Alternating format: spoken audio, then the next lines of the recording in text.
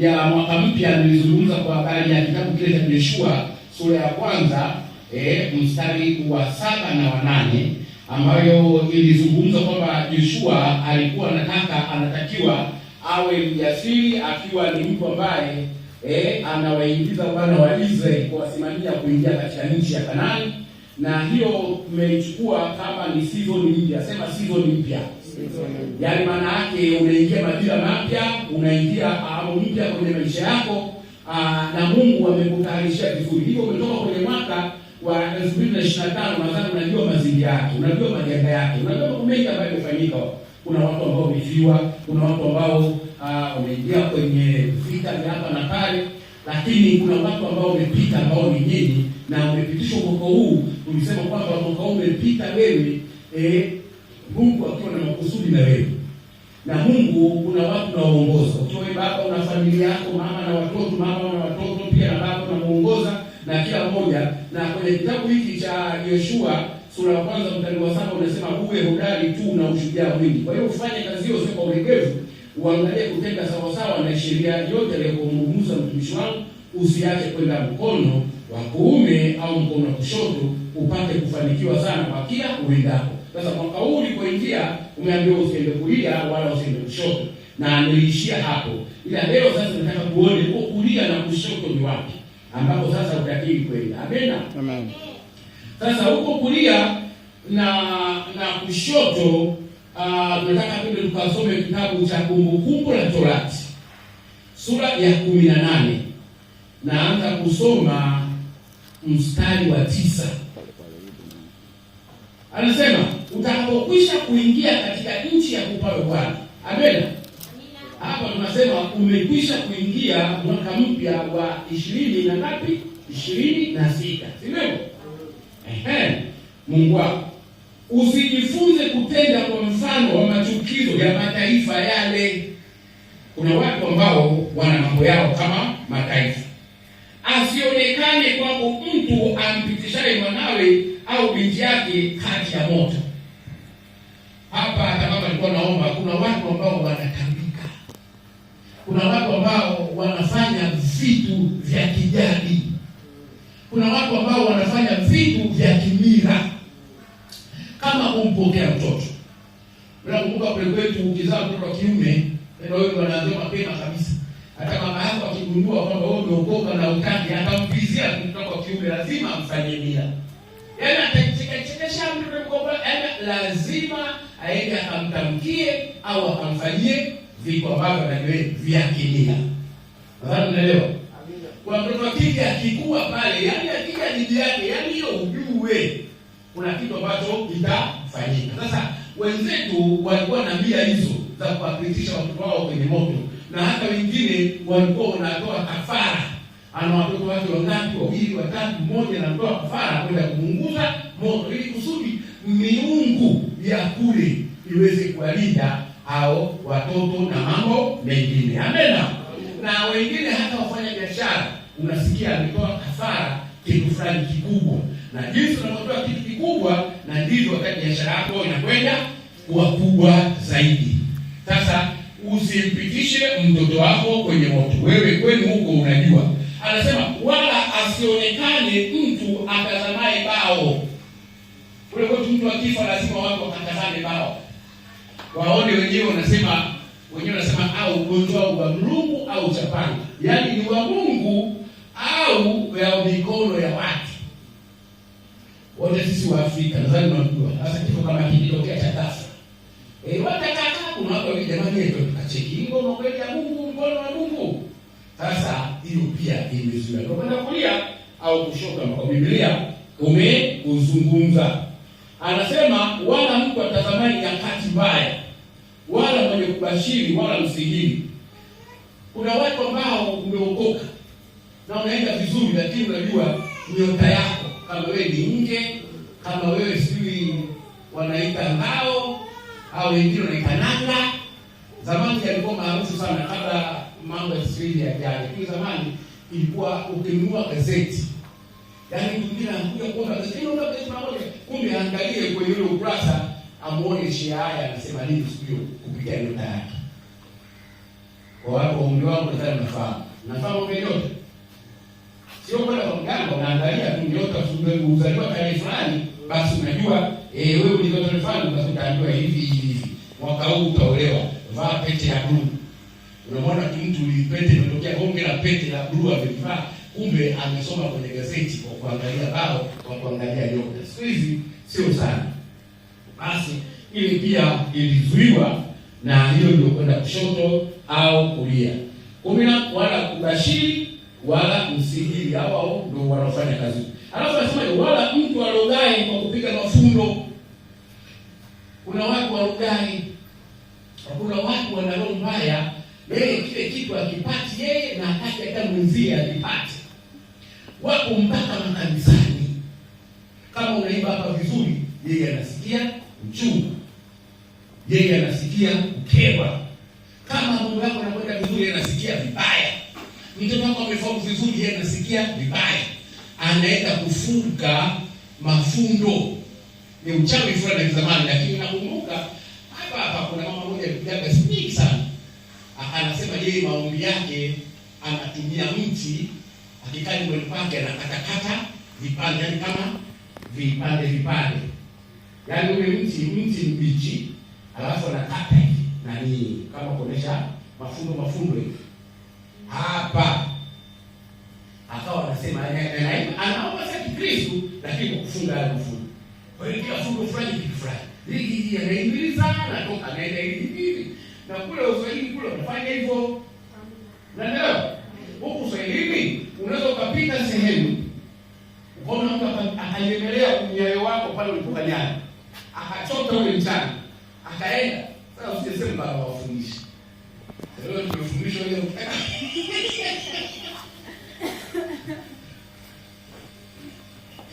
Mimi nataka nikwambie kuna watu wanafanya hiyo kazi. Ukipita watu wanachukua ule mchana. Kuna nguo ukianika hapo na kata kiuzi. Kuna vitu vingi. Amina. Mimi nakumbuka nilikuwa kule kwetu, nilikuwa namjengea nyumba. Sasa kuna mama mmoja akawa anasema nipe mimi shilingi 5, hadi kutoka shilingi 5 ina migongo ile shilingi. Unafahamu? Ni migongo. Na sasa na noti za shilingi 500 zilishatoka. Mimi nikampa ile, tokea sababu nikampa shilingi 1000. Anasema sikabii kunana, nilisema nipe shilingi 5. Mimi sasa nikampa mama. Shilingi ile shilingi 500 ya gani? Ndio nikatoka shilingi 2000 nikampa, maana mama kama anapenda tu. Sasa siku sana anachapa kidogo, mwanangu nilikwambia hivi. Ile hela ile migongo ananionyesha. Sasa nilikuwa ile moja ilipotoka naye mdau zangu akaniambia hivyo, maana yake mama anachokwambia mimi sielewi. Anataka sarafu, na hiyo sarafu ukimpa kuisha habari yako. Anasema akishachukua sarafu anaenda kuiimbilizia, anaifunga ile, sio kama ataifunika au ataipeleka chooni, wewe hutapata tena hela kujengea mama yako. Naelewa? Sasa vile vitu vinafanyika, na hata sasa hivi vitu vinafanyika. Amen. Sasa unapoingia kwenye season mpya, unapoingia kwenye wewe ambaye tayari umeshatangiwa baraka, umetangiwa vitu hivyo usishiriki. Wala hutakiri kabisa hata kumsaidia mtu anasema naenda kupengine kwenda kuangalia au usishiriki kwa njia yoyote ile, wala uchawi wa mafundo wewe hautakiri kufanya. Anasemaje? Wala mtu apandishaye pepo. Kuna mtu unampandisha pepo. Kuna mmoja alikuwa amani pale Dodoma. Huyo jamaa unamnunulia uji. Hiyo mtu unanunulia uji yeye mpana hivi. Ndio nake wakati tunacheza mpira. Unarudi ule kimnusisha hivi. Akinusa.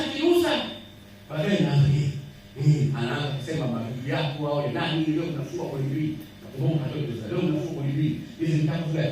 Sasa huyo ni nini? Unalipandisha nini? Pepo. Sasa kila kabila linajua. Huko kwenu huko mnajua nini Waafrika hapa hamna mzungu. Kuna watu wanapulizwa uji, kuna watu wanapulizwa ubani, kuna watu wanacheza na manyanga kabisa, mnacheza mpaka mtu anapandisha majetani anasema. Najua na wengine mmefanya. Amina. Sasa huko kwenye nchi mpya kusudi uweze kupata zile baraka, hutakiwi kufanya hivyo. Ukifanya zile baraka zako utamkiwa kule, hautazipata. Wala mtu awaombaye wafu. Kuna watu wanaomba wafu.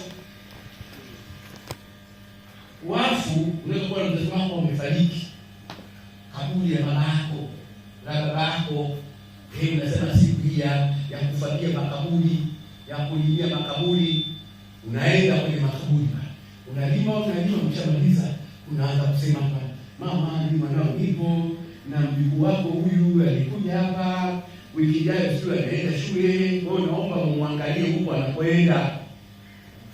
Hawafanyaje? Ndio tunasema tunafanya. Ndio anasema sisi wote ni Waafrika. Kama ukufanya wewe, mzazi wako anakufanyia. Kama kuna watu ambao wasikia hapa Dar es Salaam hapa ni wachache. Huyu hapa kutoka Bukoba, huyu kutoka Arusha, huyu kutoka Manyara, huyu Mwanza. Kama ukufanya wewe huko kweli umefanya. Wewe unapoondoka, hata kama mamako anakuja pale anatafuta mizigo ya kweli, mwenyewe anajua jinsi ya kuipata. Anasema mtoto unapoenda aende akalindwe. Mimi nilifanywa kabisa hivi kwa kupamba unga, sababu sema ambapo nilikwenda kufanya kazi 87, asio baba wala sio mama alikuwa anakajua. Na vile hata utani wa kule unafananaje? Maana alikuwa anataka kama kabila yako na kabila gani? Bwana nilipata na ukisoma shule unaendelea, ukimaliza kozi, ukimaliza chuo unapangiwa. Ambaye nilipata sehemu naenda sehemu inaitwa Mtera. Hakuna tangu anajia hata kuimagine kama Mtera ni wapi. Sasa huyu achukua atapata nenda. Mizimu itakusaidia. Na leo nitakwambia, nao watu wanasali kila siku. Sasa Biblia huko umeingia huko sasa, hutakiwi kufanya hivyo. Amen. Ukifanya hivyo kwenye amri za Mungu zile ya kwanza unajaribu, ambapo umesema ni Mungu huyu mmoja, usiabudu miungu. Amen. Na kuna nyingine pale inasema usifanye kinyango au chochote kile ukasema huyu ni Mungu wangu. Unaelewa? Na nyingine inasema usilitaje kule jina la Bwana na ukasema Mungu ananisaidia wakati unafanya mambo ya dini pale. Sawa sawa jamaa? Tunataka DPCI tukawa mfano. Kila mmoja afanikiwe katika mkaona ambao utafanikiwa. Sasa unaweza usifanikiwe kumbe mchawi ukawa ni wewe mwenyewe. Magonjwa ambayo uombewa hapa hayapo tena, magonjwa yanakurudi. Sasa pepo mchafu ambapo mtu anaenda kutafuta sehemu nyingine apumzike. Sasa Biblia imeweka tu neno la jumla, lakini maana yake pepo mchafu amekuwa assigned, sema assigned. Anatamkiwa kabisa wewe utamfanya mtu fulani. Kwa mfano, shule. Nimemwambia mtu ametembea kuondoka, mtu akaja akachukua nini? Unyayo. Huyo unyayo anakwenda kuondoa kule kwa mzee yangu. Sima karibu kabisa na jina. Na wengine wanaandika kabisa. Wengine wanachukua na yai na kwa jina lako ni ngome ile kwenda kushoto wanavutia. Sasa ile pepo mchafu akija kama hapa limeondolewa, linamtafuta tena mzee yangu kule likamwona. Linarudi tena kama kinaendelea kutabiri kwa moto. Basi ndio tena unaandika ndio unaanza tu kibao unasikia mnaandika, lakini ndio sio kule kwake, haikutajwa kwa ajili ya yule. Sasa akirudi hapa anakuta mimi nimerudi kwenye kutambika. Maana yake nimefungua mlango. Na siku unakwenda kutambika, ile linapata habari sio kwenye ulimwengu wa roho. Sasa kabla yake anawaita wengine saba. Kama kilikuwa kichwa ndio kinakuuma, inakuja na mguu, inakuja siri na kidole, inakuja saba, na hali yako ile ya pili inakuwa mbaya zaidi kuliko hali ya kwanza. Mimi kama mwalimu nakufundisha yani uelewe, wanaposema kwa mchafu utakapo mtu anatafuta sehemu iliyo maji, akikuta kote kupokana na rudi, maana yake anatafuta pale ambapo yeye anaambiwa aende. Amena. Kwa hiyo sasa mwaka huu umeingia, au wewe umeingia kwenye wokovu, au uchukulie umekuja kwenye DPCI na umeombewa hapa, utakiwi kurudia yale matapishi. Ukirudia ile nguvu ambayo imetumika, ambao shetani amebadilishwa hapa, maana sababu ya moto anakuwa na hasira kweli. Akirudi hali inakuwa mbaya zaidi. Ndio unakuja tu, unaenda kwa safari nikaombewa kitu, naona pale hamna kitu. Kumbe wewe mwenyewe nyumbani unafungua mlango. Ulikuwa mhubiri mmoja alisema hivi, shetani nilisiamini ukija kanisani kaenda kusubiri mlangoni, yule ambaye amekuwa saini kwa ajili yako haingii ndani. Alitoka kuangalia. Alafu anakushawishi vile vitu. Sawa sawa? Mwana wa mmoja pale Morogoro alikuja akaambia nilikuwa na nilikaribishwa kwa mkutano wa nchi. Nikapiga mkutano nje pale kidogo kama kufungua na kutoa ushuhuda. Nikatoka kumbe mama anafanya biashara. Nilikaa pembeni. Mtani wangu na ananijua kwa ilikuwa rais kuniita. Akaniita akaniambia anataka nimpe mafuta. Ili kile ngoje pale dukani kwake. Amevaa rozari. Kwa hiyo anataka nini? Mafuta tu. Sio ile pale biashara yake. Sema hela zinatokea. Nikaambia mafuta. Wewe ni kwa nini tusimkubali Yesu? Yesu ndiye mafuta sasa. Kama ndio kama naendelea kumkosa na chukua kwa mafuta sasa yaniishia hata tunataka bora usihangaike. Kwa hiyo kwa tunasema mimi naomba mafuta. Kama mimi kuombee sawa, lakini nataka mafuta. Aenda pale kanisani. Nikaambia wale jamani, tukale pale muone mama anataka mafuta. Kumbe sijui ilipita kama wiki kuna jamaa mmoja kati ya watumishi pale akaenda. Kama mama anataka mafuta akaenda akampelekea mafuta. Sio sasa ni mafuta gani? Yule mama akampa hela. Akasema wewe unaangaika kwa hela ya bure kabisa ibaki kwa hiyo anataka mafuta unarupe. Unaelewa unapokea? Kwa kuna watu hawamfuati Mungu. Sawa? Lakini wanafuata vile vitu vinaitwa visaidizi. Ambapo vile visaidizi vinakuwa kama Mungu. Sasa ukule umeandwaje kwenye amri zile 10 katika zile 4 za kwanza? Tayari kumwacha Mungu wewe umeleta ile mafuta, mama anataka tu mafuta, maji mlokole kila mlokole ya mafuta. Unaelewa? Sasa mtu kama yule kama umemwombea, mwingine anakubali sana wewe, unamwambia kumwombea kwa pamoja pale. Umemwombea. Kumaliza yeye anataka kuendelea shughuli kama hivi. Anataka aendelee na yeye mkatoliki. Anataka aendelee kule kile kitu. Sasa wewe ulize atakupataje? Unaelewa? Ndio baadaye akakwambia kwamba tulipani kwake tukapeleke neno. Maana yeye sana anayokupa familia yake. Kusudi tukawahubirie na wale. Kwa hiyo Biblia inazungumza usije ukajisahau. Sasa kujisahau zile neema zote ambazo zilipakwa kwa ajili yako, hizo utazipata. Mstari wa 12. Kwa maana mtu atendaye hayo ni chukizo kwa Bwana. Kisha ni kwa sababu hayo Bwana Mungu wako anawafukuza mbele yako. Sasa ukiachia hii ambayo tumeisoma, yes, kwenye kumbukumbu, Mungu jinsi anavyokupenda, Mungu jinsi anavyokutayarishia, usije ukajisahau, ukafuata vile vitu ambavyo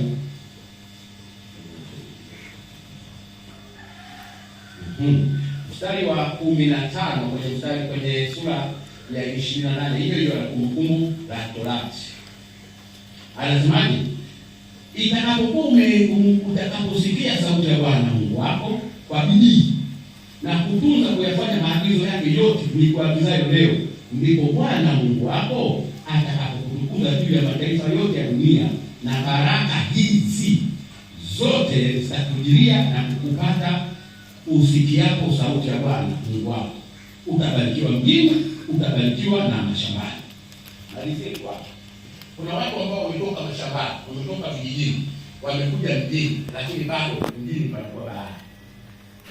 Ameenda tena kuwa mtumwa kwenye duka la mtu ambao taraki kidogo au hali mbaya zaidi. Unakaa miaka 30 huko da, hakuna kitu kufanya. Ni kwamba wewe unasikia baraka ziko mjini. Na mwingine anaona mjini kwa shida, anakuwa anarudi wapi? Shambani. Lakini Mungu anasema tunatakiwa usikilize sauti ya Mungu tena kwa bidii na upate kuyatekeleza haya ninayoyasema. Popote pale ndipo kuliko kila sababu, popote pale kambi, wewe utabarikiwa shambani, utabarikiwa na hapa. Unaweza kukaa mjini na ukapeleka hela shamba pia ukapata na akapata kukuletea hapa mjini. Amen. Kwa hiyo mimi tulimalizia hapa kwa neno hilo kwamba mambo yote ambayo umeambiwa, mambo yote yalikuwa mazuri. Sikiliza kwa bidii neno la Mungu kama hivyo ambavyo umejifunza, lakini pia ufuate. Kulikuwa na mtu mmoja nilikuwa namsikiliza juzi, anazungumza anasema kuna mambo ambayo walokole wanaweza wasikose kwenda mbinguni kwa sababu ya kutozingatia hayo ambayo yeye alikuwa anazungumza. Mmoja wapo alikuwa anazungumzia kwa habari alikuwa anazungumzia kwa habari ya kwamba lazima uhakikishe unafanya wala vitu vitatu alivyozungumzia. Anasema vitu vinavyohusu Mungu au tabia ya Mungu au vitu anavyopenda Mungu, ikiwemo kama inakuja kwenye ibada, kujishughulisha na vitu vya Mungu, kufanya kazi za kanisani, usafi, kumjua mtumishi wa Mungu, kujua hata watumishi wenzio, kuwaombea pale nyumbani kwako. Yaani usije ukajisahau kumwombea mtumishi wa Mungu na wote wanaofanya kazi hapa kanisani. Lakini pia nyumba hiyo unayoiona lazima uhakikishe imekuwa safi kwa njia yoyote ile. Unanielewa jamani? Unaweza kuona ina kazi hiyo kila siku. Sasa je, kuna mtu ambaye unamsaidia, kuna mtu ambaye unambariki, au kuna mtu ambaye unafanya kitu fulani kusudi kwa safi? Maji na hakikisha. Mimi nikupe mfano mmoja sana, nilichukua bili ya maji ya kanisani. Sababu mimi nilikuwa nafanya kazi, nilikuwa siwezi kwenda kusafisha pale kanisani. Lakini bili ya maji nilipokuta pale shilingi ngapi, unajua nilikeza shilingi 25 mpaka 30. Kama sio bili hii ambayo itakuwa nalipa mimi. Na nalipa tu. Na kama nimezoea. Sasa wale wakisafisha mimi niko mlindani. Unaelewa? Kwa hiyo kuja pratika pia nazungumza kwa ajili ya kusaidia watu wenye uhitaji. Hakikisha watu wenye uhitaji kama unaweza. Kule kwetu kuna wale wazee, wale watu wazima wale, anakaa kwenye kipande kidogo ile imekaa, lakini majani yameota mpaka mlangoni. Unaelewa? Sasa wanakuta vijana wakitoka, vijana wale wanaenda kumlimia mtu fulani. Ndio wanafungua kwa kiki nyumbani inakuwa pale safi. Unaelewa? Kwa hiyo hii tayari Mungu anakuona na anakuona wewe una maana hapa duniani. Kwa sababu Biblia inazungumza kwamba Mungu yeye ni baba wa mayatima. Ndio? Lakini pia ni mume wa nani? Sasa rafiki Mungu mwenyewe mume wewe unamsaidia yatima. Ndio yule kijana anamuona ni Mungu wake. Yule mama ambaye unamuona ni mjane, wewe ukimsaidia yeye anamuona ni Mungu wake. Ndio Mungu anasema huyu anafanya shughuli, basi Mungu anakupa zile neema zake. Sio uendelee kufanya kazi yake. Amen. Wanasema ukimkopesha masikini au ukimpa masikini, unamkopesha nani? Unamkopesha Mungu. Unaelewa? Amina. Neno linasema ukimpa masikini, yule ambaye hana uwezo, wewe unamkopesha Mungu. Yaani Mungu inabidi akulipe. Sasa atakulipa mabaya. Atakulipa mazuri. Unaona?